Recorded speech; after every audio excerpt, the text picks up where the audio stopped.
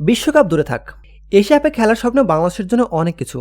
ইতিহাস বলছে এখন পর্যন্ত একবারই এশিয়া কাপে খেলতে পেরেছে বাংলাদেশ, সেটা 1980 সালে। তবে এবার অত্যন্ত সাহসী বাংলাদেশ। ব্যর্থতার অতীত থেকে বেরিয়ে এশিয়া কাপে খেলার স্বপ্ন দেখছে লাল সবুজের দল। আর এই স্বপ্নের সারথি ইংলিশ প্রিমিয়ার লিগে খেলা বাংলাদেশের একমাত্র ফুটবলার হামজা চৌধুরী। হামজার অভিষেক ম্যাচে এশিয়া কাপে বাছাই পর্ব ভারতকে তাদেরই মাটিতে রুখে দিয়েছে বাংলাদেশ, আদায় করে নিয়েছে একটি মূল্যবান পয়েন্ট।